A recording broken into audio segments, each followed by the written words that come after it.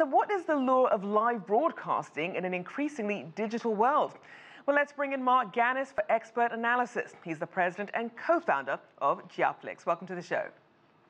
Thank you. Now, unsuccessfully trying to bridge that divide for sports fans, in terms of how companies are trying to bridge that digital versus traditional, how are they managing that? It is an unknown field right now. People really, there's a feeling that the fans want to go digital, the fans want to go wireless, but the lion's share of people still watch on traditional linear broadcasting through cable or satellite. So it's an expectation as the next generations become the lion's share of fans that more will want to get their games via digital and handheld, but still the numbers favor linear television. The other factor here is that it's much harder to monetize the digital broadcasts of games versus the cable and satellite companies, which were paying monthly fees or annual fees over to the teams or the leagues for the rights to broadcast the games. So speaking of monetizing, what sort of impact do you think this recent Disney-Fox merger will have on sports channels? Well, it's already having a significant impact. It's already, what it's done as a first step is it's shown the problems with the sports channel model going forward.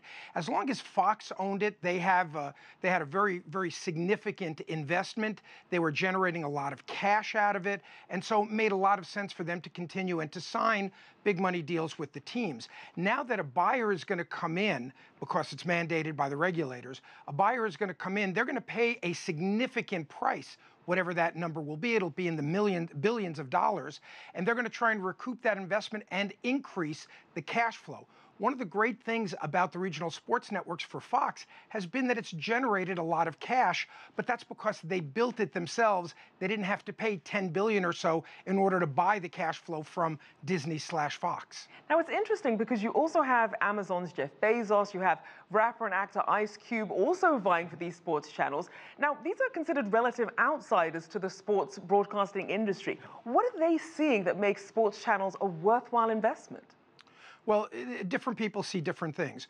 For the Amazons and Jeff Bezoses of the world, and it's been identified that Amazon is a partner with the New York Yankees as the Yankees buy back the Yes Network for New York City. They see this as a way to get to their customers, to get more Prime subscriber members, which is how they sell a tremendous amount of their goods and services.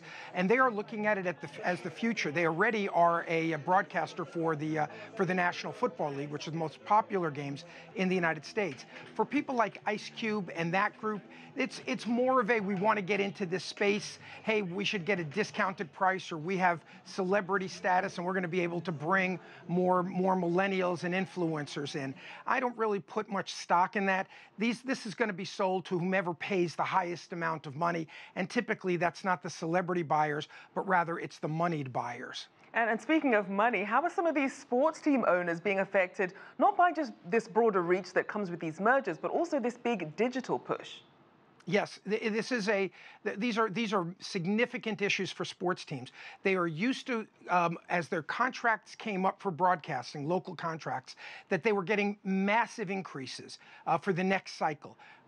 Those days are really behind us right now because because the subscribers are becoming dwindling, because the people are cutting the cords and not paying the big monthly subscription fee to cable or to satellite, and there has not been a way devised yet to monetize digital subscription yet, digital use, in a way that people will pay up the same prices that the RSNs, Fox, for example, was getting from monthly subscriber fees for 12 months a year from the local cable companies. So this is a really significant issue. This is an inflection point in the sports industry as it relates to local broadcasting and the revenues teams can count on from the local broadcast pool.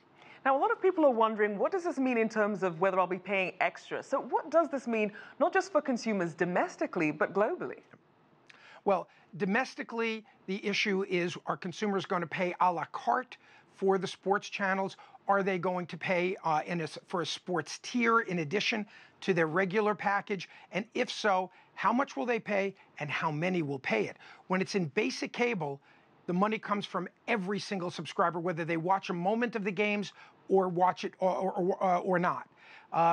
For a sports tier, that's one of the problems. Will people pay the extra $3, $4, $8, $10 a month? It's a challenge. From the international perspective, this really doesn't have much of an impact because that's the way the sports leagues and their broadcasters have been positioning it as a premium tier that they would pay if they have a pay cable system in their country, or if they're going to get it on a digital basis as a premium over-the-top OTT, as it's called, package. So not much impact on the global side, right, but significant impact on the domestic side. Marc Ganis there, president and co-founder of Giaflix.